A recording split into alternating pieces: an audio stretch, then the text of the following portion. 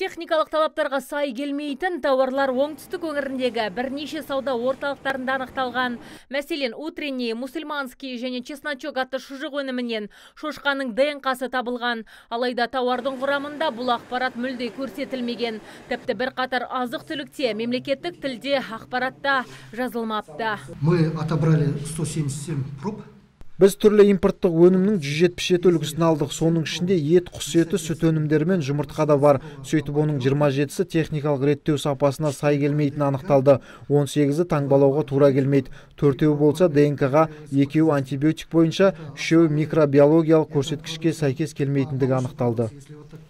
Бүгінде бір қатар сауда нүктелері мен ауқымды дүкендерге нұсқаулар жіберілген. Енді олар белгіленген мерзім ішінде қара тізімге енген тауарды сөрелерден алып тастау қажет.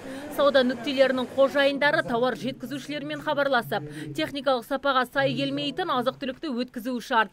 Мамандардың айтуынша, өнімді қайта өңдеу саласы тауар жеткізушілердің басты мәселесі.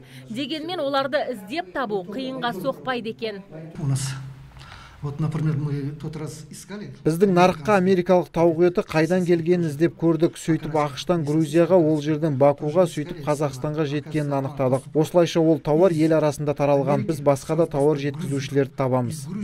Айта кетсек, енді нұсқаулық алған азаматтар талаптардың орындалғаны туралы хатты департаментке жолдау қажет. Ал ережені елемеген жағдайда олардың сауда нүктелеріне жоспардан тыс тексеру жұмыстары жүргізіледі. Сондай-ақ енді департаменттегілер құрамында ішек таяқшалары табылған тауарларды жіті назарға алмақшы. Азиза Мадияр, Антон Семенов, ТВК телеарнасының жаңалықтар қызметі.